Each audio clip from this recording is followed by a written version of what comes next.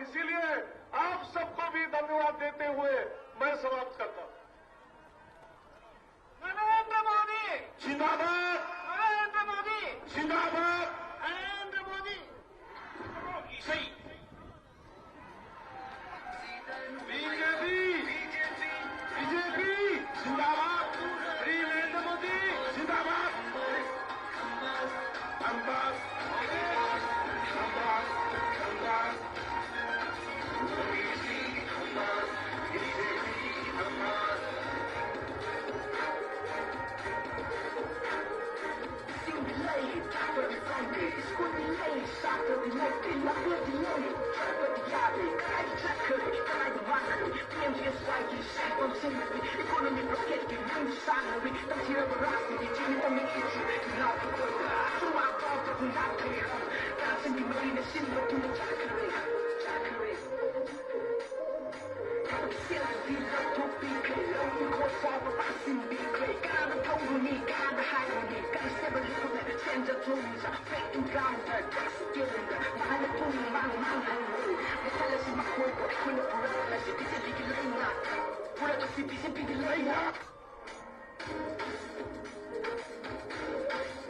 श्री नरेंद्र मोदी जी,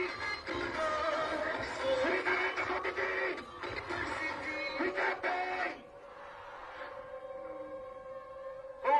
हौजिक अखोगी भारत बसदा ममिंग लेरबा भारत की वैना लाइगुमलबा ईश्वर मणि खनरिबा भारत की prime minister Shri Narendra Modi जी अखोगी इरक्त तिल्लरे अमदी अफवा पौताक अमदी महान लाको मतमदा अखोगी मणिपुर की प्रजासिंग वारिबा नंदू लेकाद्रिबा पुनमक फरगनी हाइबसे अखोगी अचेतप थाजबनी अमदी भारतीय जनता पार्टी की थाजबनी अदर हौजिक अखोगी लरिबा अखोगी ngasi की अतिथि असिबो अखोइना व्यवहार उत्पो होइना कोई करीबा खरा लौजरके अदुगिदमक्ता मियाम चेन साधन लेबियो। भारत माता की बीजेपी बीजेपी श्री नरेंद्र मोदी जी, श्री नरेंद्र मोदी जी।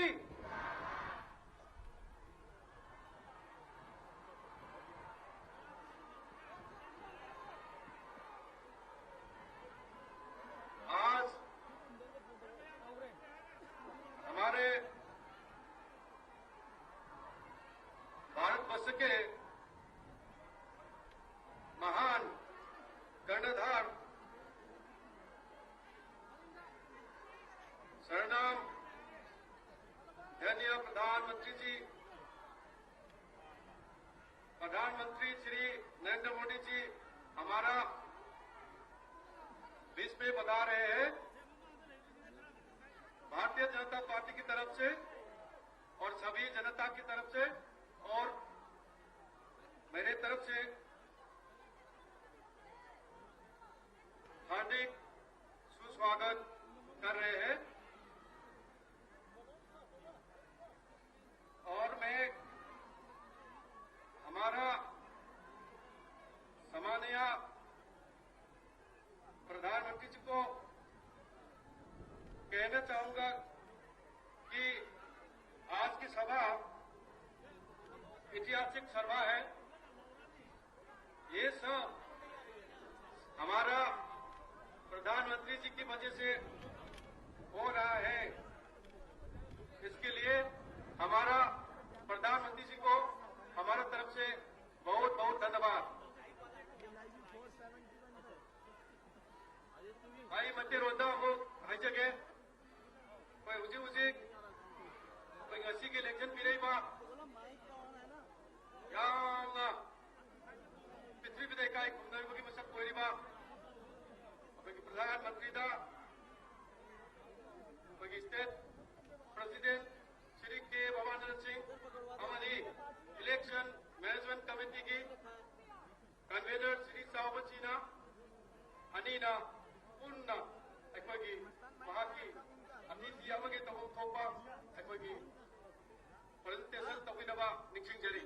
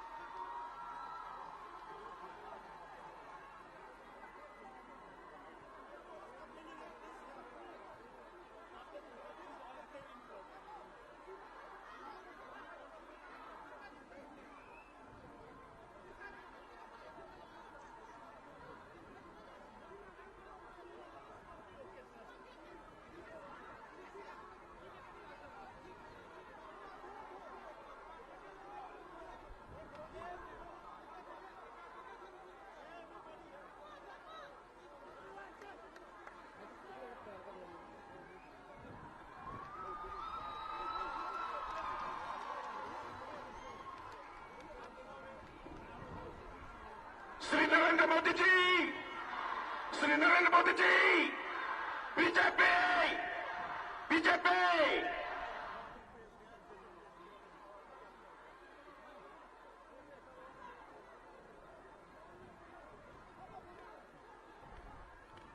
मथंगदा प्रेजेंटेशन पिबिनबगीदमक्ता हंगचरी अखोगी महाराजा लैसेंबा सनाजावबा अदुगा मथंगदा अखोगी हानिगी प्रेसिडेंट ओबिरंबा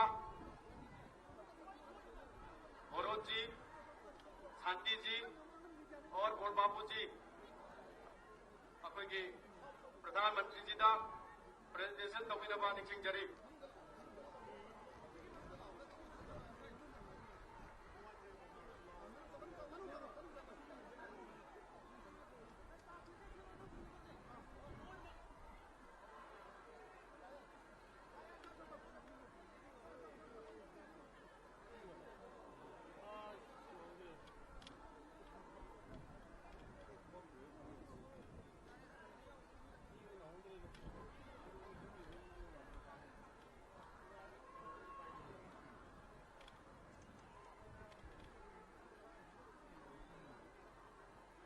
अदुगा अखोगी गसिगी नुंगाइरबा फजरबा अदु मंगोलगी मसक ओरबा अखोगी अवोनबा पुरुंगनबगीदमक्ता अखोगी यामलबा ममन नाइद्रबा मतम उक्या कायथोकपिरगा लेग्रेगलीबा अखोगी प्रधानमंत्री जी की असिगुंबा रैली असिगी मरी लेना अखोगी कन्वेनर की साथ पुबीरीबा इलेक्शन मैनेजमेंट की श्री चावबजीबू की सभा असिगा मरी लेना वफम खरा थंबिनबा औक्षनजरी।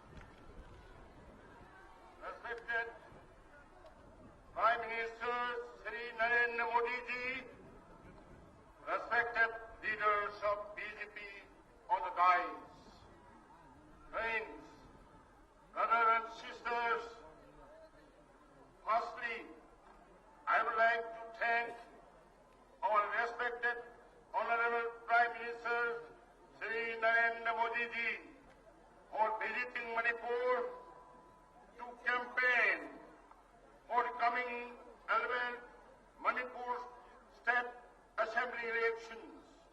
Sir, when you visited Manipur for the first time in connection with the Lok Sabha elections rally in this ground on 18 February 2014,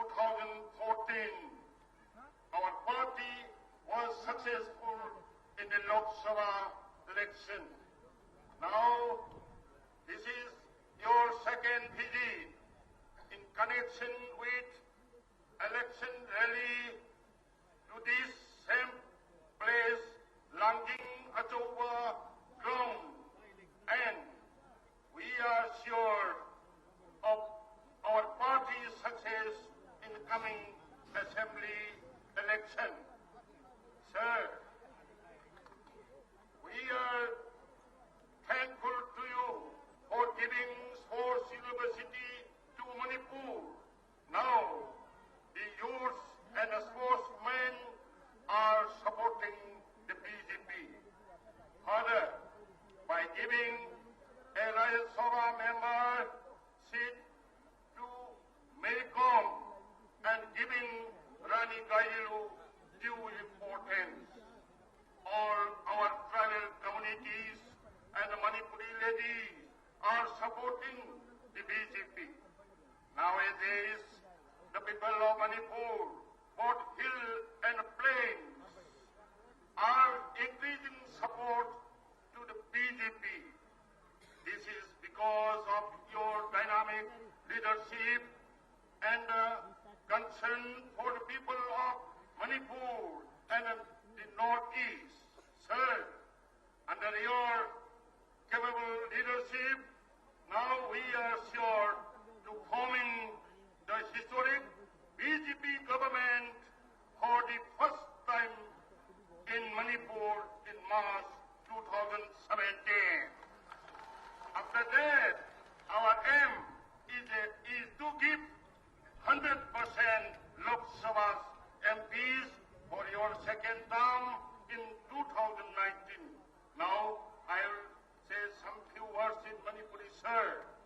Maya Punamak, Nungsidaba Punamak Poina, Bhakti Dr. Kurumjari, Maya Punamangna, Sri Narendra Modi Bu, Amukang, Mabu Ekwaitna, Halapam Tui, Sports Pilapa, Amadi, Merikomda, Akwai Rai Sova, Memat Pilapagi Namakta, Ahu Kubagamatan, Punamana Kumio. Sri Narendra Modi ji की programme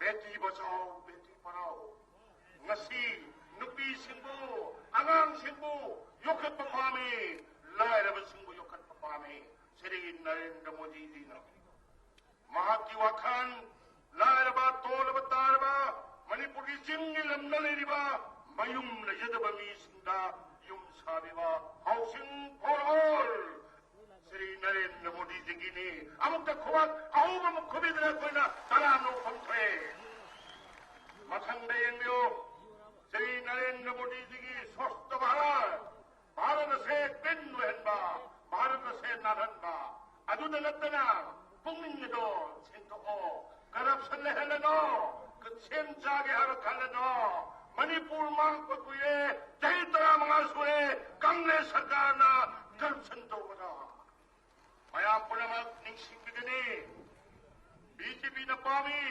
blockade leitaba ban leitaba development to sarkar maning mapami nakoi khudimada Narendra Modi ji na akoi punamak nung sibiri matumda sebawra se Manipur yabi na mai bahaiyo maram madna ayak padam lejate punamak tahkachari takdariba tang mari ki election nakoi le bakle kadori bani ibo bi defeat tawdori bani Mr. 10% defeat tawra se maram madna akoi Mr. 10% corruption the highest in the country asumba sasana solution duna anova development over like the singa gas biba like the sing yum sabiba thanna sing pitri se akna matam mawi manungda BJP sarkar na pigani na koi thanna sing bazat jamakta malwadra lo sanjay khada mayan la pil dokjari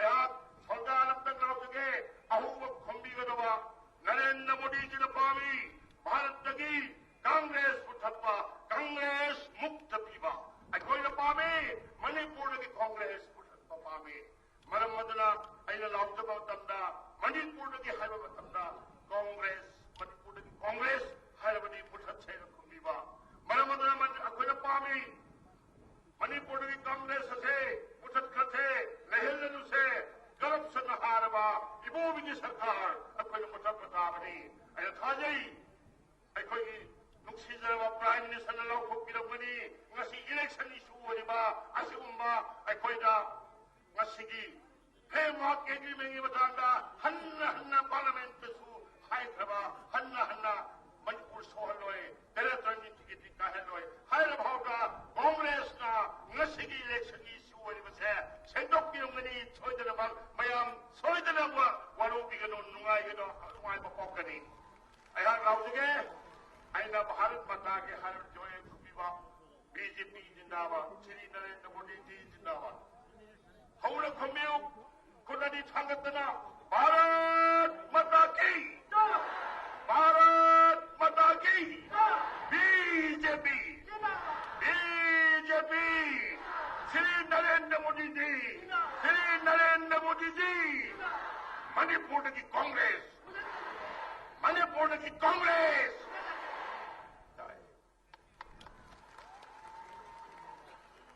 बहुत बहुत धन्यवाद चाहू जी और हमारा president state प्रदेश का श्री भवानंद जी welcome address देने से पहले हमारा सम्माननीय प्रधानमंत्री जी को कुछ प्रेजेंटेशन देना चाहता है। अखोइना हुजे पीरिबा पोषक असी अखोइगी प्रधानमंत्री कोई श्री नरेंद्र मोदी जी की अयेकपा माकी हेक तौबा कोने बचगी दमकता होबा कुबा अमा कुबियु।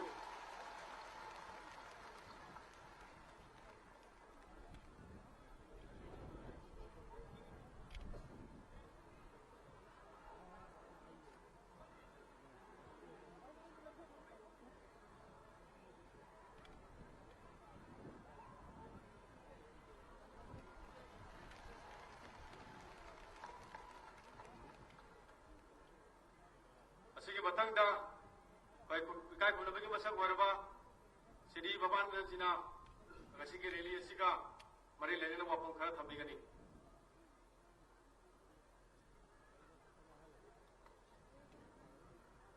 ngasi की अखोई की अचौबा अहोंबा रैली असिदा अखोई की दमकते लेपी रहीबा अखोई honourable prime minister of India Shri Narendra Modi ji को इकाई खुलबगी चली अदुगा मतक्का इलेक्शन बीरीबा ताई इलेक्शन बीरीबा डिग्निटरी मैम को जोइन इकाई खुलबगी चली अदुगा ये नो को कोई दले पी फबीरीबा अखोई की दमकता अखोई ने बीजेपी ने पुथोकचरीबा अखोई की बीरेपी ने पुथोकचरीबा अखोई की कांग्रेस के थिंगेगदोबा बीरे मैम से को जोइन इकाई खुलबगी चली अदुगा मांग लेपीरीबा मांग लापीरीबा बीजेपी को नुक्सीबिदना मसुग नरेंद्र मोदी को नुक्सीबिदना लापीरीबा आई की मणिपुर प्रजा मियाम को सयान को नोना मसिका को न खुरमजरी मतक के यंगलपददी अखोई की सेफ्रोम की समुद्र माले अदुना लाइबा हंद की वेब सिदा सेफ्रोम की समुद्र सिना कांग्रेस की सी अखोई की समुद्र सिदा सोइद चिंतागरगनी अदुना मया पाखत्ती देनो कांग्रेस की मतम लोरे बीजेपी की मतम लाले बीजेपी ने सरकार सुनो सोइद सेमगनी असी लापीबा प्राइम मिनिस्टर अखोई की नरेंद्र मोदी जी मयाम ने खंबीरबदुनी करम मियोइनो हाइबदा मागसी यम लायरबा अखोई की यम नंगना होगलपा अदुगुम मियोय अमदगी ngasi मनि इंडिया की प्राइम मिनिस्टर होइबा नमइबा अदुगुम मिसगमनी अदुना असुगुम मियोय असिना ngasi प्रधानमंत्री होइरको मतमदा अखोइना माहना हागिबा अखोई वाहि मता लोइना मखोइना येना खंबीरबदुनी माहना करी हाय अखोई सेंजा थुंदा की मतंग माना अखोइदा करी हाय ना मैं खाऊंगा ना मैं खाने दूंगा ना मैं अखोई की प्रजा मियाम जमाना थी की माना प्राइम मिनिस्टर होइबा अदुगी वफम दना ngasi prime minister Narendra Modi ji दा प्राइम मिनिस्टर होइबदगी ngasi सेंजा तुंदा की मयाम अमत तापिरम होय अदुगुम सरकार अम पाइलिबा मियोय अदुना ngasi प्राइम मिनिस्टर से लापिरगा अखोई मणिपुर प्रजा की बहुत खोबी मतमदा अखोई की हद लागदबा कांग्रेस की साधु सुदोय सोइदना अखोई ने तुरनी हाबसी अखोई की चपचाब थाजबनी नरेंद्र मोदी जी मैम खबीरबदुनी करम मियोइनो हाइबदा लायरबुगु नुसिबिबा लायरबीदमक्ता करिगुम खरा तौरगा भारत की हाना लेबिबा कांग्रेस ने पालबिबा मतमदगी लायरबी फिल्म की हेन फगलगा लायरबु अमुक हेन वांग पुनके हाइब खत्म मियोयजुनी चेंज खत्म नतबा फ्रॉम चेंज टू ट्रांसफॉर्मेशन द थाजबा मियोय हमनी महागसी अदुगा अखोई की डिसीजन होबदा कीदबा अखोई की अरुरुबा डिसीजन होबदा मांग हंदक अखोई की पाकिस्तान के अगेंस्ट दा सर्जिकल स्ट्राइक तौकीबा अदुगा ब्लैक मनी अमसुग पैरल इकोनॉमिज्म मुतन होनबदा अखोई की डिमोनेटाइजेशन की अखोई डिसीजन लौकीबा सो अदुगुम प्राइम मिनिस्टर मनी ngasi अखोई की प्रॉब्लम दिलिबासी अदुना आया याम सान आइजर लोय प्राइम मिनिस्टर मसाद की अखोई के वफम खरा ताजा पंगनी अदुगा अखोई ngasi अखोई की मणिपुर से अखोई की लाइबस अखोई की इंडिया की साउथ एशियन कंट्री की अखोई इकोनॉमी से हांदोक मतमदा अखोई मणिपुर से गेटवे ऑफ इंडिया होइदुना अखोई मणिपुर से अखोई मुंबई गुमना गेटवे ऑफ इंडिया होइदुना चौकट पथरांग अखोई डेवलपमेंट इकोनॉमी से चौकट पर लंबमा आदु अखोई सिको सोइनो होइगिने हाबसे या की चपचाना थाजबनी ngasi लापीबा प्रजामियामना अन लाइब तामदु सिबा असेंबली इलेक्शन सिदा बीजेपी को थाजबिदुना नरेंद्र मोदी जी की लीडरशिप अखात अखोई तौजलिबासी थाजबिदुना बीजेपी को माय पाहदुना अदे मित्रावदि सिबा असेंबली इलेक्शन सिदा बीजेपी माय पाहद बिहारगा मयामदगी विदाई लोगे थैंक यू ऑल अखोई की मोइबुम खोंबक पार्टी वाहनीसे अमुक्तंग लेखोत्पीरगा लेनबा निंसिंजरी अदो अखोइगी ngasiगी नुंसीजरबा मयाम पुनमक्ता थमजरी मदुदी आई करिगुंबा वाई खरा अदुम हाइजरगे अदु आई तुंग इले इलेगा चपियो अदुगा लास्टा अखोइगी मयामना हाइनबिदु तुम हाइगिरोना आई थमजगे अदुना होजिकसे ngasiगी अखोइगी प्रधानमंत्री जी अखोइना वांग दिगी मवांगदा अखोइगी kai kumnawa utpoina apai mawlung khongbigani adana lolona ai haujarage modi ji haibu matamda modi ji haibiro ai tam nadam sum thujalakani modi ji modi ji modi ji modi ji modi ji modi ji modi ji modi ji modi ji modi ji के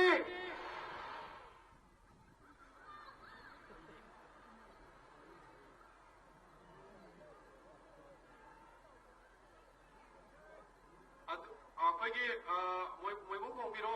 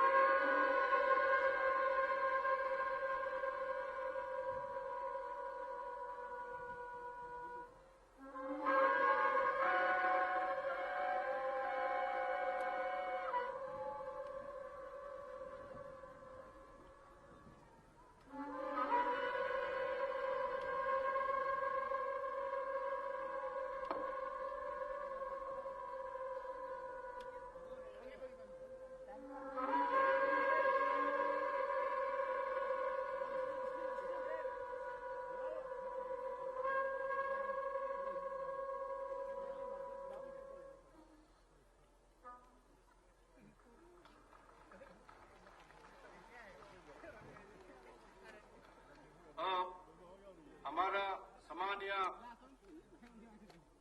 प्रधानमंत्री जी से निवेदन करना चाहेंगे। अब कृपया इस महान जनसभा में आपके अमूल्य शब्द रखने के लिए निवेदन करना चाहूंगा।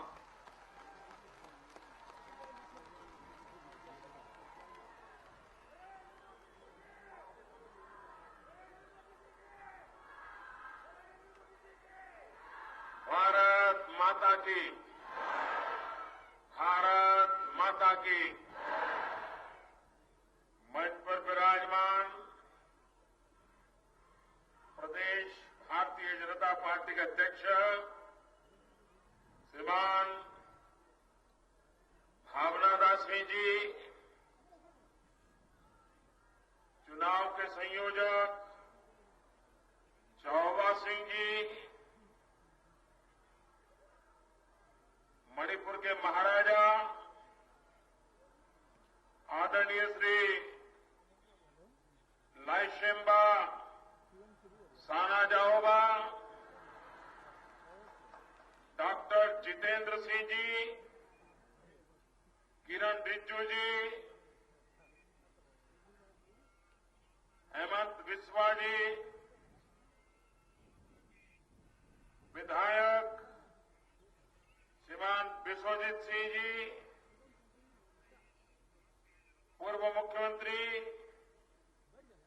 श्रीमान कोईजाम जी, भाजपा के पूर्व अध्यक्ष शांति कुमार शर्मा जी, सुश्री सोसो सैजा जी, डॉक्टर बोरो बाबू सिंह, श्रीमती शारदा देवी जी, श्रीमान भरत सिंह जी, श्रीमान निम्बू सिंह जी, और दोनों तरफ आज हमारे सभी उम्मीदवार यहां हमारे बीच में हैं। सभी हमारे उम्मीदवार जनता जनार्दन उनको आशीर्वाद दें।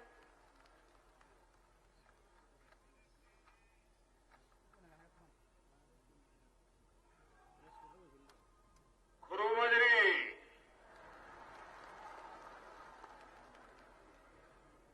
इमा मणिपुर खुरुमजरी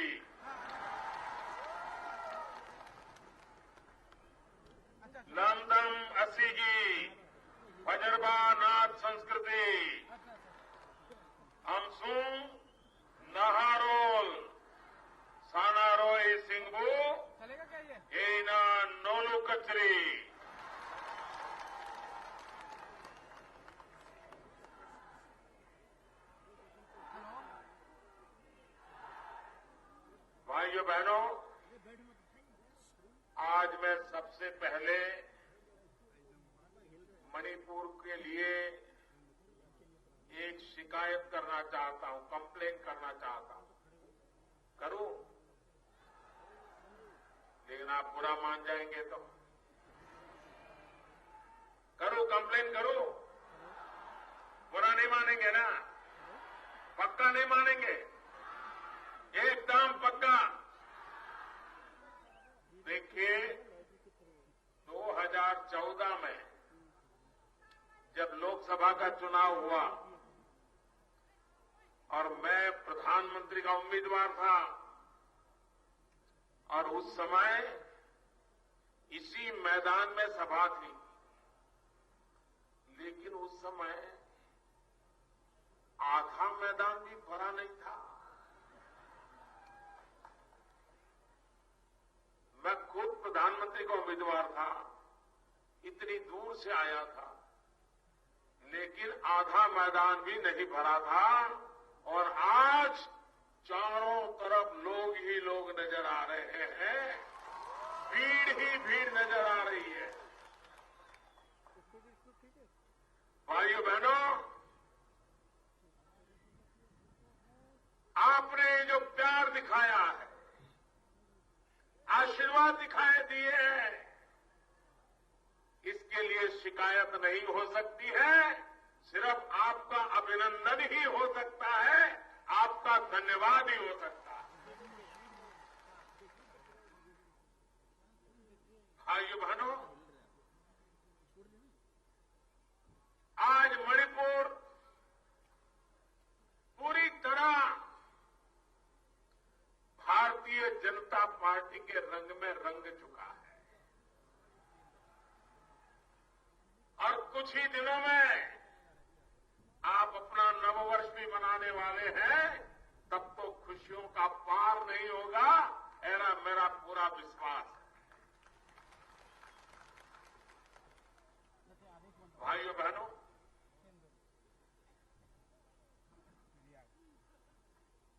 मुझे दिल्ली में आपने जिम्मेवारी दी,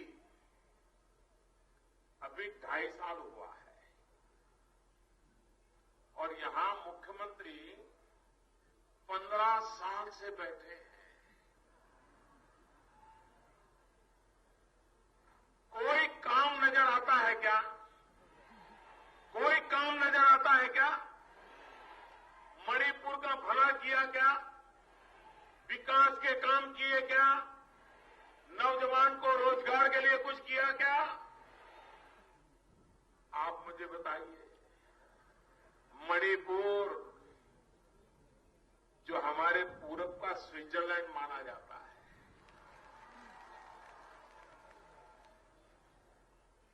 अगर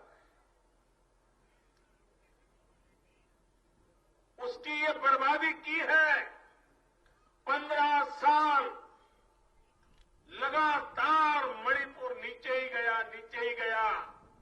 दिल्ली में भी उनकी सरकार थी, यहां भी उनकी सरकार थी, उसके बावजूद भी मणिपुर बर्बाद कर दिया गया। उसके लिए जिम्मेवार कौन है? कौन है जिम्मेवार? कौन है जिम्मेवार? जरा पूरी ताकत से बताइए, दूर दूर से कौन जिम्मेवार है? मणिपुर को किसने बर्बाद किया?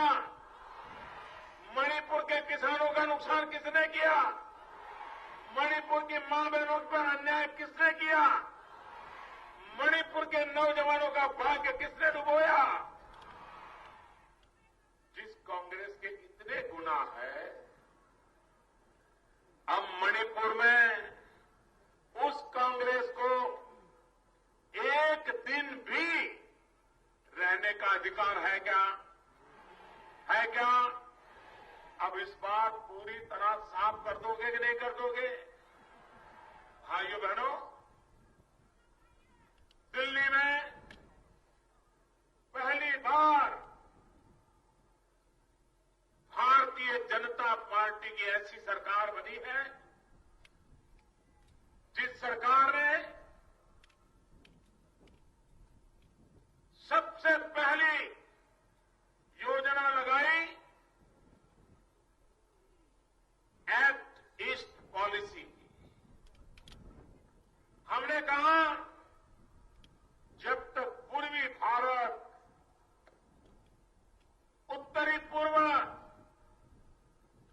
ये विकसित नहीं होगा, हिंदुस्तान का विकास अधूरा रह जाएगा।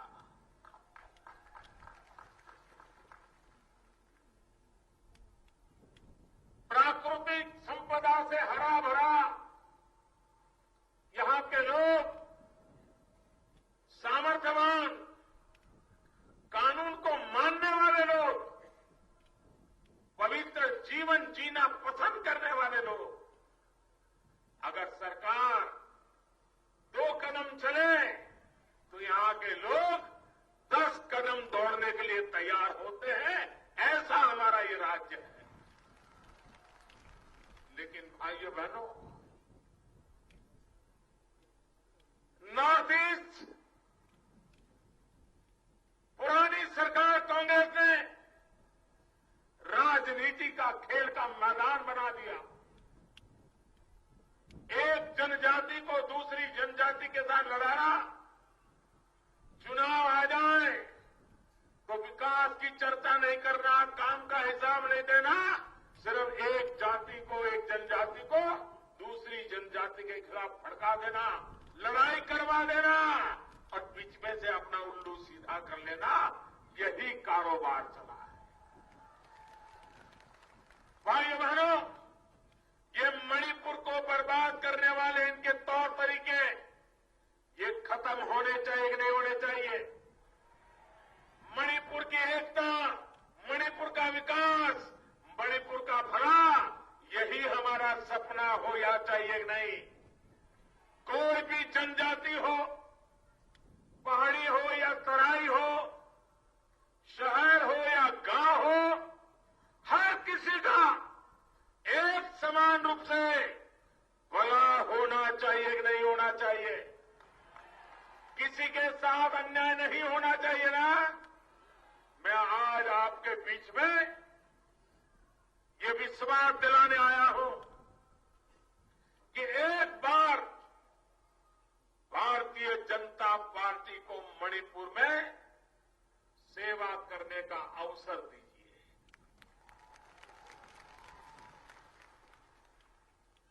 हमें सिर्फ 5 साल दीजिए।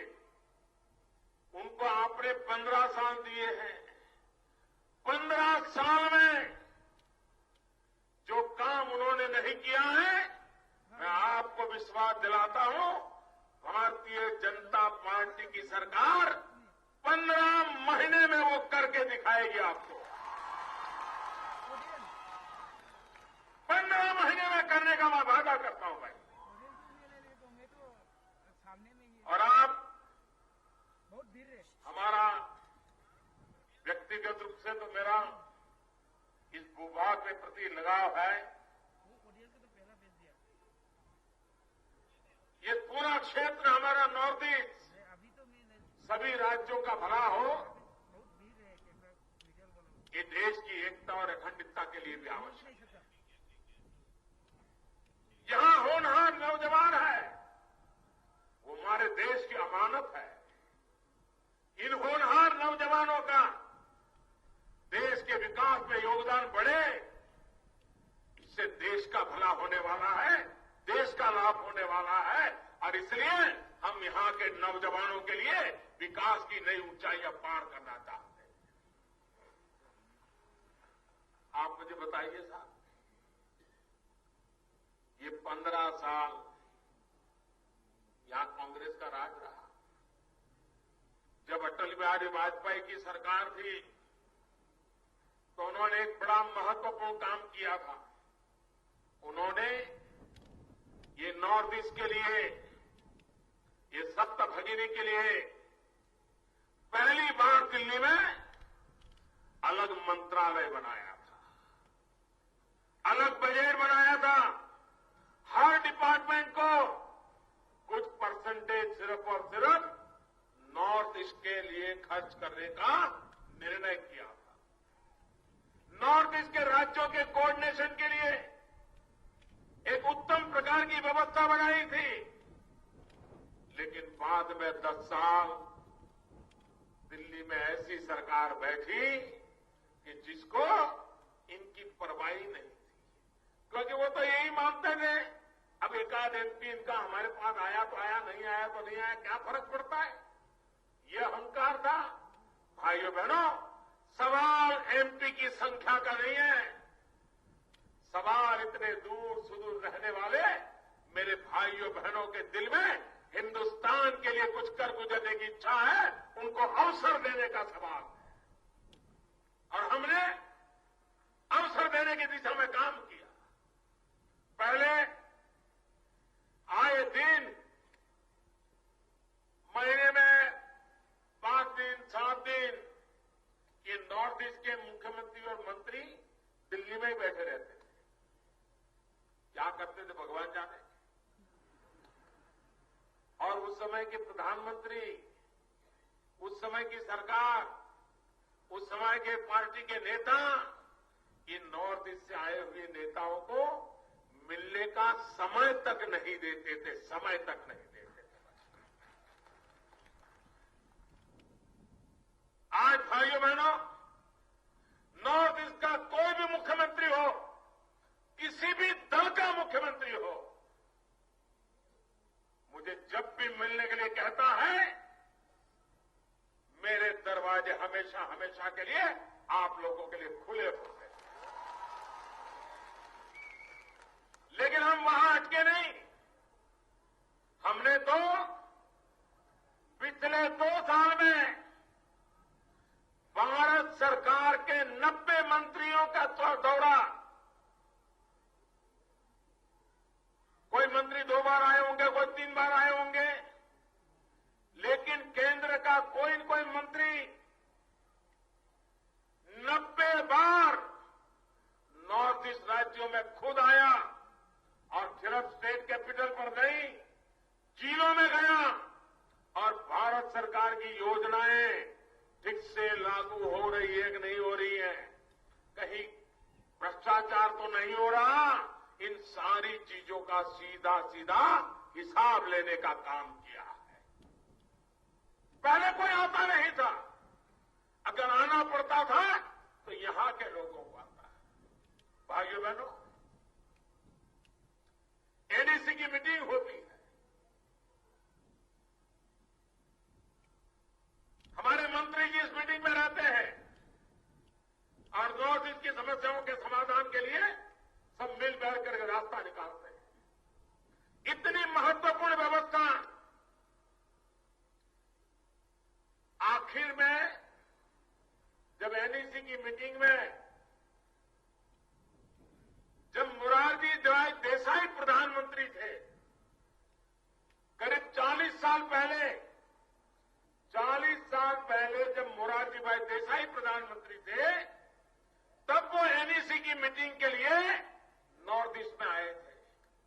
40 साल तक देश का एक भी प्रधानमंत्री एनईसी की मीटिंग के लिए नॉर्थ ईस्ट में कभी नहीं आया था। 40 साल के बाद मैं पहला प्रधानमंत्री था जो एनईसी की मीटिंग में आया, रात रुका, सभी मुख्यमंत्रियों से बातें की, अलग अलग बातें की और नॉर्थ ईस्ट के विकास के संबंध में उनके मन में जो विचार थे उन्हीं को लागू करने की योजना भी बना दी और तेज गति से काम चल रहा है। नॉर्थ ईस्ट के हर राज्य की एक शक्ति है। अब आप देखते हैं, सिक्किम छोटा सा राज्य, नॉर्थ ईस्ट का हिस्सा, आज तेज गति से विकास कर रहा है, लेकिन जहां कांग्रेस बैठी है वो एक भी राज्य विकास नहीं कर रहा है। आए दिन भ्रष्टाचार की खबरें आती है, यही काम उन्होंने किया। भाइयों बहनों, आप जानते हैं कि भली भांति इन लोगों ने भ्रष्टाचार के जो खेल खेले हैं, उन बातों को हम कभी भी भूल नहीं सकते। आज भी मणिपुर इतना समृद्ध इलाका, वहां गरीबी की रेखा के नीचे जीने वालों की संख्या में 15 साल रहने के बावजूद भी कोई प्राथमिक परिवर्तन भी नहीं ले पाए। अगर गरीबों के प्रति इनकी इतनी उदासीनता है तो भाइयों बहनों, मेरे मणिपुर का विकास कैसे होगा? यहां पर भ्रष्टाचार की खबरें आए दिन, क्योंकि यहां तो भ्रष्टाचार करते हैं और जब पूछते हैं कि भाई क्या है, तो बोले दिल्ली थोड़ा भेजना पड़ता है। ये बोलते हैं यहां के नेता। ऐसे कैसे नेता दिल्ली में बैठे हैं आपकी पार्टी के, किन गरीब लोगों से लूट करके दिल्ली में पार्टी चलाने के पैसे भेजे, सरकारी खजानों से निकाले? भाइयों बहनों, ये पाप चक्र बंद होना चाहिए और मणिपुर को, पूरे नॉर्थ ईस्ट को इस सारे चक्र से मुझे बाहर निकालना है। नौकरियों की भर्ती, हर भर्ती में मामला अदालत पहुंचा कि नहीं पहुंचा? अदालतों ने मणिपुर सरकार के खिलाफ निर्णय दिया कि नहीं दिया? सारे नौकरी के मसले, नौजवान को जब तक उसके पास भ्रष्टाचार करने के लिए पैसे नहीं है, नौकरी के लिए तरसता है। ये स्थिति कांग्रेस ने पैदा की है कि नहीं की? रेट बोलते हैं, रेट। टीचर बनना है, इतना रेट। पुलिस में जाना है, इतना रेट। क्लार्क बनना है, इतना रेट। दरोगा बनना है, पुलिस वाला बनना है, इतना रेट। ड्राइवर भी बनना है, इतना रेट। किसी की मंत्री के यहां खाना पकाने जाना है तो भी इतना रेट। ये क्या करके रखा है भाई? क्या आप लोगों को इस काम के लिए बिठाया है? भाइयों बहनों, इन दिनों यहां के लोगों को बिजली की कटौती, हिंदुस्तान में जो औसत बिजली की कमी है उससे मणिपुर में 2.5 गुना कमी है। अगर मणिपुर को भारत सरकार बिजली देने को तैयार है, सस्ते में देने को तैयार है, लेकिन मणिपुर की कांग्रेस सरकार आपके घर में उजाला नहीं जलाने देना चाहती, आपको अंधेरे में रखना देना चाहती है। मणिपुर सरकार को लगता है कि बिजली आएगा तो लोग टीवी चलाएंगे और टीवी में पता चल जाएगा कि इतना रुपया आया है लेकिन खर्च नहीं हुआ है, तो वो चली जाएगी सरकार। इसलिए बिजली भी नहीं देते, बिजली भी नहीं देते। भाइयों बहनों, जिस प्रकार से युवा को रोजगार के संबंध में अगर बिजली नहीं होगी तो यहां कौन कारखाने लगाएगा? कारखाने नहीं लगाएगा तो नौजवान को रोजगार कहां से मिलेगा? भाइयों बहनों, बिजली का उपयोग है, लेकिन इस सरकार को, भारत सरकार बिजली देती है तो भी उसको विकास करने में कोई रुचि नहीं है। और उसके कारण यहां आपने देखा होगा, दिल्ली में हमने एक महत्वपूर्ण निर्णय किया। हमने दिल्ली की पुलिस में खास तौर पर नॉर्थ ईस्ट के नौजवानों को रोजगार देने का प्रबंध किया, ताकि दिल्ली में लोग देखें कि मणिपुर से आए हुए नौजवान कितने होनहार है, किस प्रकार से दिल्ली की सुरक्षा कर सकते हैं, ये ताकत दिखाने का हमने काम किया। मैंने हिंदुस्तान के और राज्यों को भी कहा है कि आप भी अपने यहां पुलिस में नॉर्थ ईस्ट के नौजवानों को बुलाइए, उनकी सेवाएं लीजिए और देश को एक विश्वास दिलाइए कि नॉर्थ ईस्ट में हमारे जो होनहार नौजवान हैं वो हिंदुस्तान के किसी भी कोने में जाकर के मां भारती की सेवा कर सकते हैं, जन सामान्य की रक्षा कर सकते हैं। भाइयों बहनों, यहां पर शिक्षा का अधिकार का मुद्दा हो, रोजगार का मनरेगा की योजना हो, एक भी चीज भारत सरकार के पैसे मिल रहे हैं लागू करने में उनको रुचि नहीं है। रुपया आते हैं, किसी के घर चले जाते हैं। मैं तो हैरान था जब मैंने 8 नवंबर को रात को 8 बजे टीवी पर आकर के कहा कि मेरे प्यारे देशवासियों, और 1000 और 500 की नोट बंद कर दी तो सबसे पहले कांग्रेस के नेता भागा भाग करने लगे। क्या हो गया?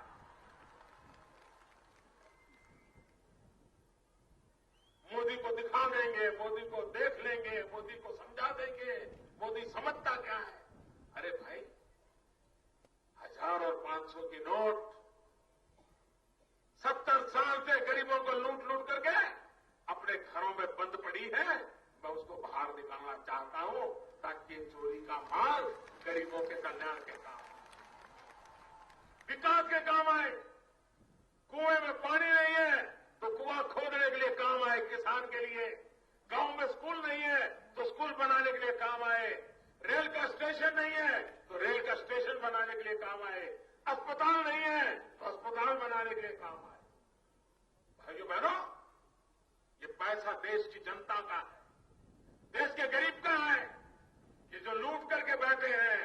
और मैं आपको विश्वास दिलाता हूं, ये जो लूटा हुआ माल है ना, वो मैं वापस लेके रहूंगा और देश के गरीबों के काम लगाऊंगा। यहां के मुख्यमंत्री समझ लें, मणिपुर में जो भ्रष्टाचार हुआ है 15 साल में, उसका कच्चा चिट्ठा हम खोल देंगे। ये बात मान के चलो,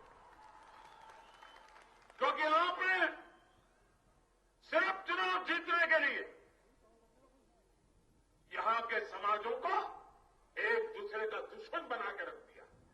भाई भाई को लड़ा दिया आपने।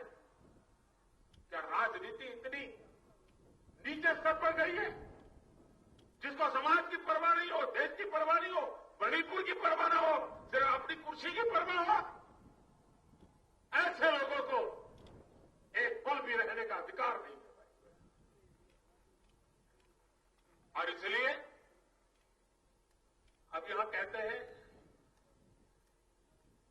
कि नागाओं के साथ जो आपका अकॉर्ड हुआ है,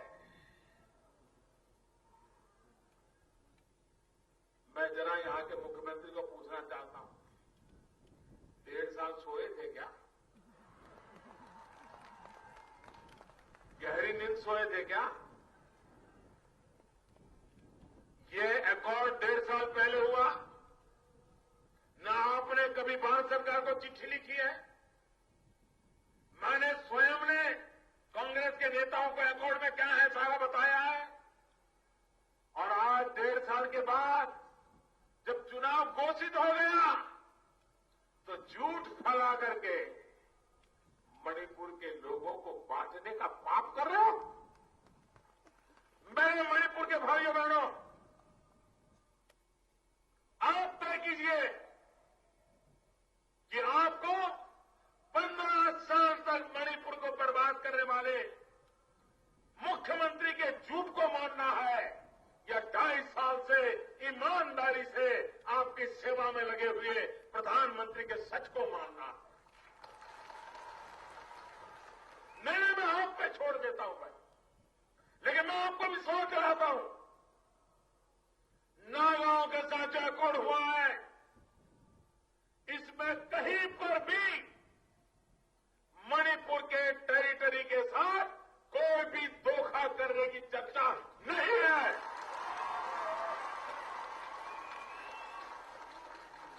इतना झूठ बोल रहे हो?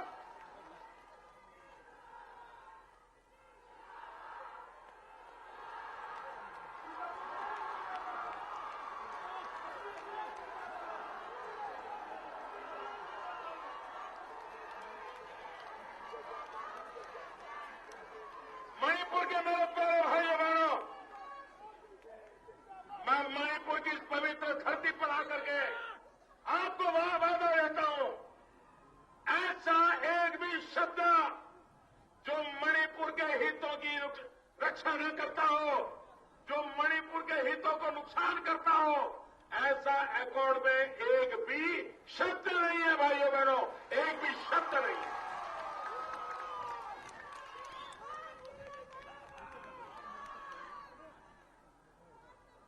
आप झूठ बोल रहे हो भाइयों बहनों, ऐसी कैसी सरकार जिसकी जिम्मेवारी है कि अपने राज्य के नागरिकों को जरूरी सारी चीजें मुहैया कराना, दवाइयां चाहिए दवाइयां मिलनी चाहिए, अनाज मिलने का हो तो अनाज मिलना चाहिए, नमक की जरूरत हो नमक मिले, चीनी की जरूरत हो चीनी मिले, पेट्रोल केरोसिन की जरूरत हो तो पेट्रोल केरोसिन मिले, डीजल की जरूरत हो डीजल मिले। आप मुझे बताइए, ये पहुंचाने की जिम्मेवारी राज्य सरकार की है कि नहीं है? जरा जोर से बोलिए, राज्य सरकार की है कि नहीं है? राज्य सरकार की है कि नहीं है? कहीं कोई भी रुकावट करता है तो उनको हटाने की जिम्मेवारी राज्य सरकार की है कि नहीं है? भाइयों बहनों, कानूनन हिंदुस्तान का संविधान कहता है ये पूर्णतः जिम्मेवारी मणिपुर के मुख्यमंत्री की है, मणिपुर की सरकार की है, मणिपुर की पुलिस की है। उसके बाद भी रास्तों पर ब्लॉकेज चल रहा है, लोगों को अनाज नहीं मिल रहा, दवाई नहीं मिल रही, बच्चों को दूध नहीं मिल रहा है। कैसी सरकार चलाते हो भाइयों बहनों? ये उनकी विफलता का जीता जागता उदाहरण है। ये जिम्मेवारी उनकी है। भाइयों बहनों, आपको मैं कहता हूं, 11 तारीख को चुनाव के नतीजे आएंगे।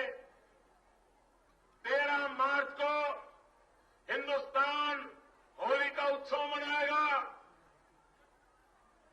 भारतीय जनता पार्टी की मणिपुर में सरकार बनेगी और मणिपुर के हाथ में सरकार आते ही कोई भी ब्लॉकेज नहीं रहने देंगे। मैं आपको वादा करता हूं और हम दिखा देंगे कि सरकार कैसे चलती है।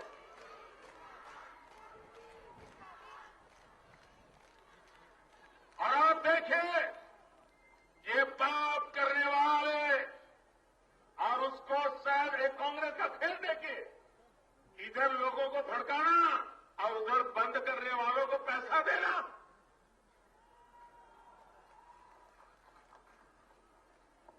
और मैं जानकारियों के आधार पर बोल रहा हूं भाइयों बहनों, 3 महीने से नेशनल हाईवे को ब्लॉकेज करके रखे हुए हैं और उनको कोई एक्शन न ले सरकार। इसका मतलब है कि कांग्रेस के लोग इनके साथ मिली भगत है भाई।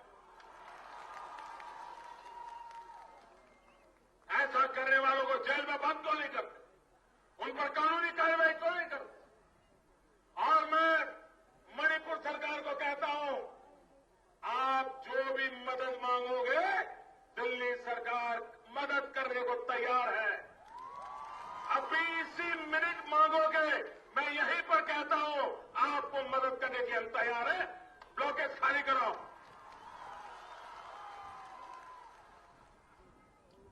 भाइयों बहनों, चुनाव जीतने के लिए जनता पर इतना जुल्म करें, जनता को भूखा रहने के लिए मजबूर करें, चुनाव जीतने के लिए जनता को गाने बजारी में माल खरीदने के लिए मजबूर करें। भाइयों बहनों, ऐसी निर्दलीय, निर्दय, पूरी तरह निर्दय ऐसी सरकार को 1 मिनट मणिपुर में रहने का हक नहीं है भाई।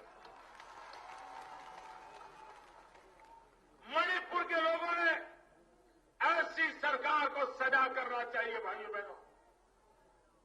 और ये चुनाव मौका है, आपके साथ एक खिलवाड़ किया है और आप पुराना इतिहास देखिए, हर चुनाव के पहले ऐसा ही ड्रामा किया है उन्होंने, ऐसा ही खेल खेला है, भाई भाई के साथ झगड़ा करवा दिया है और अपना उल्लू सीधा किया है।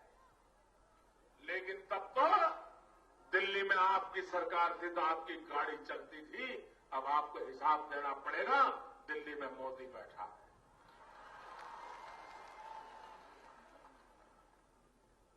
मैं कांग्रेस के नेताओं को कहता हूं, ये जनता पर जो जुल्म किया है इसका जवाब आपको देना पड़ेगा। आप अब बचने वाले नहीं हो, मान के चलिए भाई। और झूठ बोलते हो, जिम्मेवारी आपकी, करना कुछ नहीं और बचा ले रहे हो, हिसाब लगा रहे हो। ये ब्लॉकेज जरा ज्यादा तेज होगा तो ज्यादा फायदा होगा, लोग भूखे मरेंगे तो फायदा होगा। अरे मुख्यमंत्री जी, वो जमाना चला गया। अब मणिपुर का बच्चा बच्चा हर बात को समझता है, आपके झूठ को कभी स्वीकार करेगा। चाहे मैदानी इलाकों में रहने वाले हो, चाहे पहाड़ी इलाकों में रहने वाले हो, आप विश्वास दिखिए, आप मेरे लिए समान है भाइयों बहनों। आप किस जनजाति के हैं, आप किस इलाके में हैं, मेरी सरकार कभी आपसे भेदभाव नहीं करेगी। आपको हक का पूरा देने के लिए हम कोई कसर नहीं छोड़ेंगे, ये मैं आपको विश्वास दिलाता हूं। भाइयों बहन, हमने यहां स्पोर्ट्स यूनिवर्सिटी बनाने के लिए मणिपुर के लोगों ने कितना बड़ा देश का नाम रोशन किया है। पूरे खेल जगत में आज हम गर्व से खड़े रहते हैं कि मणिपुर के हमारे लोगों ने कितना बड़ा हमारा मान सम्मान बढ़ाने का काम किया है देश का। मणिपुर के अंदर एक ताकत पड़ी है और इसलिए हमने स्पोर्ट्स यूनिवर्सिटी बनाने का निर्णय किया, पैसे आवंटन कर दिया। लेकिन ये मुख्यमंत्री, हमने सुना है देश में शायद किसी मुख्यमंत्री के लिए परसेंटेज की बात नहीं होती। कितने परसेंटेज चलते हैं यहां? कितने? 10? कितने? आप सबको मालूम है, फिर भी इसको रहने देते हो। देश में कहीं 10% चीफ मिनिस्टर सुना है भाई? हम तो पहली बार आए, हम तो समझे भी नहीं कि 10% होता क्या है। तो मैंने पूछा मणिपुर वालों को, तो ये सब लोग कहते हैं, लिखते हैं 10%। मैंने कहा ये क्या है भाई, ये कौन सा शास्त्र है? बोले मोदी जी, आप ईमानदार आदमियों को जल्दी समझ नहीं आएगा, ये कैसे बेइज्जत हो गए।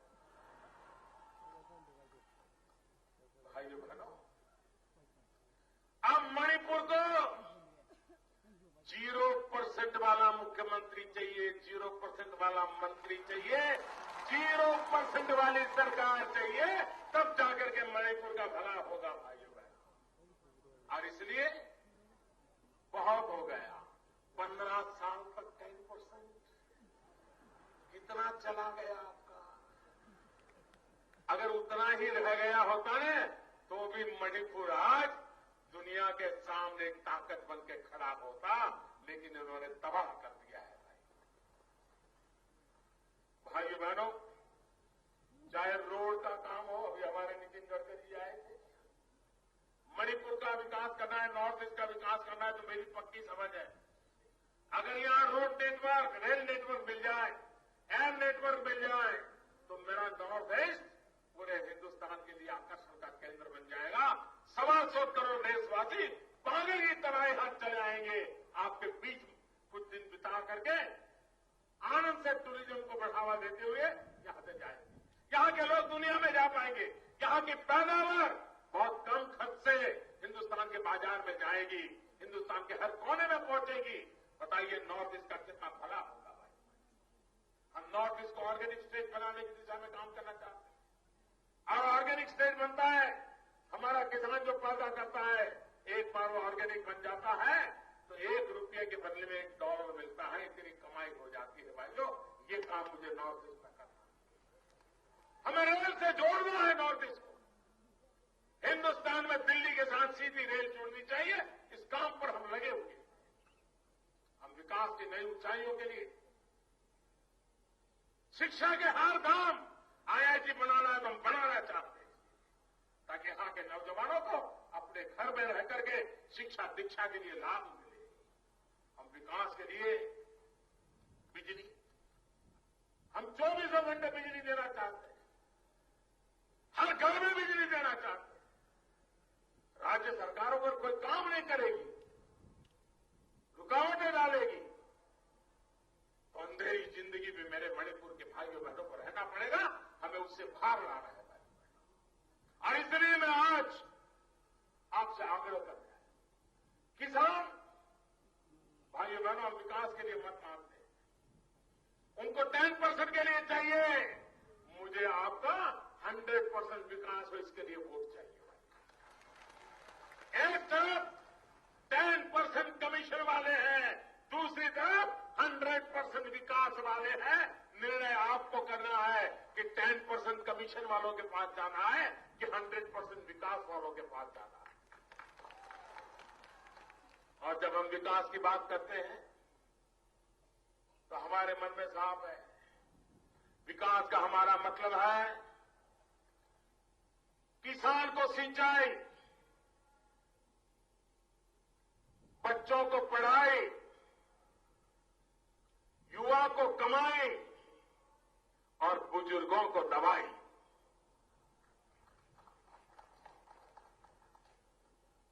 भाइयों बहनों, हम किसान को उसकी जो आवश्यकता है उस पर बल देना था। एक समय था हमारे किसान को यूरिया चाहिए, महीनों तक यूरिया नहीं मिलता था। किसान को यूरिया समय पर चाहिए, सरकारों को परवाह नहीं, सिर्फ प्रधानमंत्री को चिट्ठी लिख दो, सो जाओ। हमने किया भाई, क्या कारण है कि सारे देश में यूरिया के लिए किसान रो रहा है, काले बाजारी में खरीद रहा है। हमने यूरिया का निकोटिंग कर दिया, यूरिया की चोरी बंद हो गई, यूरिया की काले बाजारी बंद हो गई। जिस किसान को यूरिया चाहिए समय पर मिलने लग गया, जितना चाहिए इतना मिलने लग गया, काले बाजारी बंद हो गई। भाइयों बहनों, आज मध्यम वर्ग का परिवार भी हो, अच्छी खासी कमाई हो, लेकिन अगर घर में एक आध व्यक्ति बीमार हो जाए तो पूरा घर का बजट बर्बाद हो जाता है, सब कुछ खत्म हो जाता है। बेटी की शादी रुक जाती है, बच्चे की पढ़ाई रुक जाती है। एक बीमारी अगर घर में आगे बढ़ी तो पूरा घर तबाह हो जाता है। डायबिटीज हो, हार्ट अटैक हो, कैंसर हो, पूरा परिवार डर जाता है, बस हो गया, मर गए, अब परिवार बचेगा नहीं। भाइयों बहनों, मध्यम वर्ग का व्यक्ति, गरीब व्यक्ति, उसकी सेवा कैसे होगी? हम आए सरकार में, हमने सोचा कि गरीब मध्यम वर्ग का व्यक्ति अगर इतनी दवाई महंगी होगी तो वो बचेगा क्या, उसका परिवार बचेगा क्या? वो तो बीमारी के कारण मरेगा, लेकिन परिवार आर्थिक बोझ के कारण मर जाएगा। हमने दवाई बनाने वाली कंपनियों को बुलाया, हमने जरा पूछताछ की। हमने कहा भैया 30-30 हजार रुपये में गोलियां बेचते हो आप, 30,000 रुपया, अगर महीने में 2 गोली खानी है तो भाइयों बहनों वो बेचारा 7,000 रुपया कहां से लाएगा? हमने कहा इतनी दवाइयां महंगी कैसे आती है भाई, कैसे बनाते हो, क्या डालते हो अंदर, जरा कितनी कीमत होती है निकालो। शुरू में तो बताते ही नहीं थे, लेकिन हम तो अटकने वालों में तो है नहीं, हम जरा पूछ लेंगे, बताओ भाई। भाइयों बहनों, पूरी जांच पड़ताल करके हमने नियम बना दिया। 800 दवाइयां जो लोगों को जीवन मरण के लिए जरूरी होती है, हमने उसके दाम तय कर दिए। और जो दवाई 30,000 रुपये में बिकती थी, आज उसको 3,000 रुपये में बेचने के लिए मजबूर कर दिया। जो दवाई की गोली 80 रुपये में बिकती थी, वो 12 रुपये में बिकना शुरू हो गया। आप बताइए गरीब का भला हुआ कि नहीं हुआ, मध्यम वर्ग का भला हुआ कि नहीं हुआ? भाई, आजकल हृदय रोग की बीमारी होती है, दिल का दौरा पड़ जाता है, हार्ट अटैक आता है, भागे भागे डॉक्टर के पास जाते हैं। अब हमें तो पता नहीं अंदर क्या हुआ है, दर्द हो रहा है, तो डॉक्टर देख करके बता देता है कि इनकी नली के अंदर खून जाने का, ब्लड जाने का रास्ता ही बंद हो गया है, वो रास्ता खोलना पड़ेगा। तो इसके लिए अंदर बोले अंदर स्टेंट लगाना पड़ेगा। और फिर डॉक्टर बताता है कि ये देसी स्टेंट है, इंडिया का बना हुआ है, ये लगाओगे तो 45,000 रुपया होगा। ये विदेश से लाए हैं, ज्यादा अच्छा है, ये लगाओगे तो 1.25 लाख 1.5 लाख रुपया होगा। अब बेचारा मृत्युशैया पे पड़ा है, हृदय रोग का बीमारी है, माँ बाप को, बच्चों को, भाई को, बहन को, पत्नी को, सबको लगता है बचना चाहिए। तो वो कहते हैं कि भाई आपका क्या सलाह है, क्या करें? तो कहता है अगर 45,000 वाला स्टेंट लगाओगे तो 4-6 साल जिंदा रहेगा, लेकिन ये 1 लाख 1.5 लाख वाला लगाओगे तो जीवन भर कभी देखना नहीं पड़ेगा। तो वो बेचारा कौन कहेगा कि भाई 6 साल में मरना है, तो 1.5 लाख का लगवा देता है। भाइयों बहनों, मैं हैरान था, गरीब आदमी 1.5 लाख का स्टैंड कहां से लगाएगा? मैंने बनाने वालों को बुलाया, जरा हिसाब किताब मांगा, और मैंने कहा आप गरीब जनता को लूट रहे हो, बंद करो ये सब। और आपने देखा होगा अभी 10 दिन पहले भारत सरकार ने एक ऑर्डर कर दिया कि 45,000 रुपये में जो स्टैंड बेचते हो वो बंद करो, सिर्फ 7,000 रुपये में बेचना पड़ेगा, ताकि गरीब आदमी दवाई करा। जो 1.25 लाख 1.5 लाख में बेचते हैं, हमने कहा इसको 25-27 हजार रुपये से ज्यादा नहीं ले सकते हो, गरीब की भलाई के लिए काम करना पड़ेगा। आप झूठ बोल करके लोगों को लूट रहे हो। भाइयों बहनों, हम गरीब के लिए काम करने वाले सरकार है, सामान्य मानने के लिए काम करने वाली सरकार है, बीमारी में हर किसी की मदद करने के लिए सरकार है।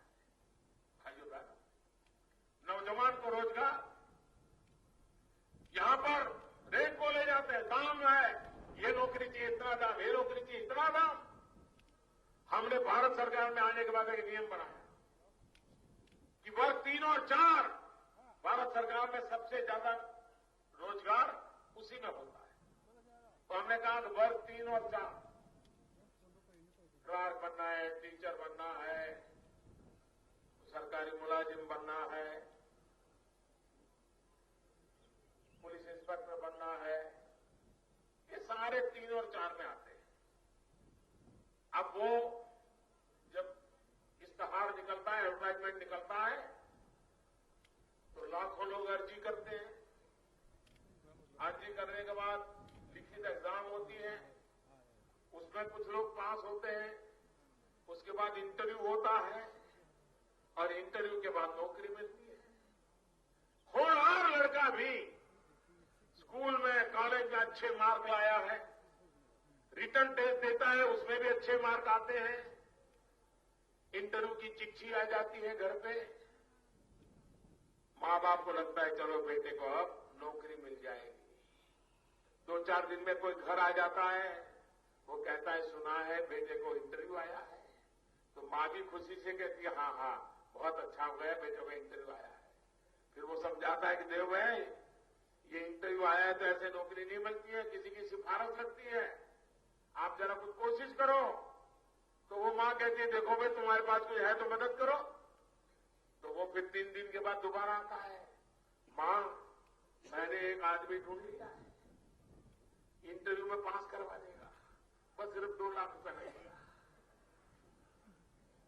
वो मां को भी लगता है बेटे को बेचारे को नौकरी मिल जाए, तो वो भी क्या अच्छा बेटा मैं घर गिरवी रख देती हूँ, गहने गिरवी रख देती हूँ, जमीन गिरवी रख देती हूँ, लो 2 लाख रुपया बेटे को नौकरी दिलवा दो। ये चलता है कि नहीं चलता है भाइयों? ये पाप चलता है कि नहीं चलता है? कोई मुझे बताए ऐसा कैसा विज्ञान है कि कमरे में 3 बाबू बैठे हैं, समय वो नौजवान या वो बेटी अंदर आती है, 30 सेकंड में, आधे मिनट में वो 3 में से एक आध पूछ लेता है क्या नाम है, कहां से आए हो, ठीक है, और वो दूसरे दरवाजे से निकल जाता है। क्या आधी मिनट में ये पता चल जाता है कि कौन अच्छा है कौन बेकार है? ये बेईमानी है कि नहीं है? ये पैसे कमाने का गोरख धंधा है कि नहीं है? ये भ्रष्टाचार का दरवाजा है कि नहीं है? भाइयों बहनों, दिल्ली में आकर के हमने निर्णय कर लिया कि अब वर्ग 3 और 4 के लिए कोई इंटरव्यू नहीं होगा। जो लोग परीक्षा का मार्क आया है कंप्यूटर में डाल दिया जाएगा और जिसके सबसे ज्यादा मार्क है उसको सीधा सीधा नौकरी का ऑर्डर चला जाएगा। कोई इंटरव्यू नहीं होगा। भ्रष्टाचार गया कि नहीं गया? भ्रष्टाचार गया कि नहीं गया? नौजवान को उसका हक का मिला कि नहीं मिला? हमने मणिपुर को कहा कि आप भी लागू करो, नहीं किया। क्यों नहीं किया भाई? क्योंकि उनको मालूम है वो ठेले वाला उन्हीं का तो होता है 10%। भाइयों बहनों, भारतीय जनता पार्टी सरकार बनने के बाद हम मणिपुर में भी ये इंटरव्यू के नाम पर चल रहे कारोबार को बंद करा देंगे, ये भ्रष्टाचार को बंद करा देंगे, नौजवान को रोजगार मिलने की चिंता करें। भाइयों बहनों, आप मुझे बताइए 2014 में जो लोकसभा का चुनाव हुआ उस समय कांग्रेस पार्टी, और मैं यहां मणिपुर में भाषण में बोला था उस समय, कांग्रेस पार्टी ने देश को क्या वादा किया था? कांग्रेस पार्टी की बड़ी मीटिंग दिल्ली में हुई और लोकसभा के चुनाव के लिए जाने से पहले उन्होंने घोषणा की कि दिल्ली में अगर फिर से भारतीय कांग्रेस की सरकार बनेगी तो वे गैस के सिलेंडर जो साल में 9 मिलते हैं वो 12 कर देंगे, और इसके लिए उन्होंने वोट मांगा था। गैस का सिलेंडर साल में 9 मिलते हैं, 12 करेंगे, आप हमें वोट दे दो, ऐसा कहा था। भाइयों बहनों, हम सरकार में आए, हमने कहा जरा गैस का क्या साथ रहे समझे, जरा 3-4 महीने जरा डेथ किया और देखा गया भाइयों बहनों, हमारे देश में ऐसा ये काला बाजारी खेल चल रहा था। हमने कहा गरीब मां जो लकड़ी का चूल्हा जला करके खाना पकाती है, जब लकड़ी का चूल्हा जला करके खाना पकाती है तो उस मां के शरीर में 400 सिगारेट का धुआं जाता है, 400 सिगारेट का। आप मुझे बताइए, हर दिन जिस मां के शरीर में 400 सिगारेट का धुआं जाता हो, उस मां की तबीयत अच्छी रहेगी क्या? वो बीमार होगी कि नहीं होगी? क्या उस मां को धुएं से बचाना चाहिए कि नहीं बचाना चाहिए? इतना ही नहीं, घर में छोटे छोटे बच्चे खेलते हैं, खाना पकता है तब बच्चे भी तो वहीं होते हैं, और जब छोटे छोटे बच्चों के शरीर में भी इस सिगारेट का धुआं जाता है, वो बच्चा कितने दिन अपना शरीर बचा पाएगा? ऐसे बच्चों की मदद होनी चाहिए कि नहीं होनी चाहिए? हमने निर्णय किया कि हम हिंदुस्तान में 3 साल के भीतर 5 करोड़ गरीब परिवारों के घर में मुफ्त में गैस का कनेक्शन दे देंगे और इन माताओं को लकड़ी के चूल्हे से बचाएंगे। और भाइयों बहनों, मणिपुर में भी हजारों परिवारों में नए गैस के कनेक्शन दे दिए, 1 रुपये का भी भ्रष्टाचार होने नहीं दिया, मुफ्त में कनेक्शन दे दिए। उन माताओं बहनों को लकड़ी के चूल्हे से 400 सिगरेट पीने के लिए जो मजबूर होना पड़ता था, उससे बचाने का काम किया।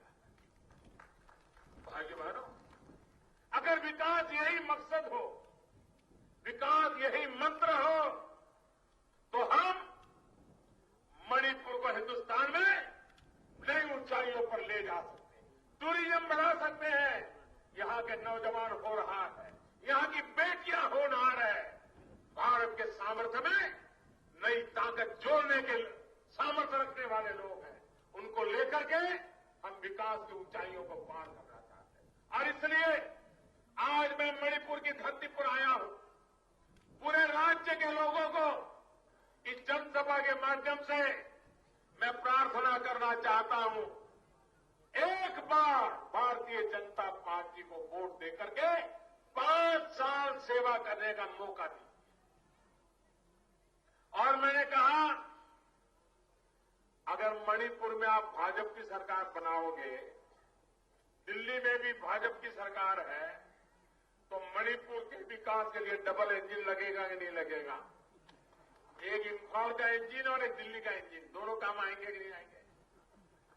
भाइयों बहनों, और ये मेरे बात लिखनी है तो लिख करके रखिए, और 15 महीने के बाद मेरे से हिसाब मांगिए। 15 साल में जो काम नहीं हुआ है कांग्रेस सरकार में, भारतीय जनता पार्टी की सरकार आने के बाद 15 महीने में वो हम करके दिखाएंगे। ये मैं फिर से वादा दोहराता हूं, 15 साल के सामने 15 महीने। भाइयों बहनों, दिल्ली सरकार पूरी तरह आपके साथ खड़ी रहेगी। आपके सपनों पूरा करने के लिए हम साथ खड़े रहेंगे। इसलिए मैं आपसे आग्रह करता हूं कि भारतीय जनता पार्टी को भारी बहुमत से विजय बनाइए। उनके एक भी झूठ को स्वीकार मत कीजिए, एक भी झूठ को स्वीकार मत कीजिए। मणिपुर भी हमारा है, मणिपुर की एक एक इंच धरती हम मणिपुर वासियों की है, उसकी रक्षा करने के लिए भारत की सरकार आपके पास है, के साथ। मेरे साथ पूरी ताकत से बोलिए, भारत माता की। पूरी ताकत से पूरे मणिपुर में सुनाई दे और झूठ बोलने वालों की नींद हराम हो जाए। भारत माता की, भारत माता की, भारत माता के, भारत माता के, भारत माता के, भारत माता के, भारत माता के। बहुत बहुत धन्यवाद।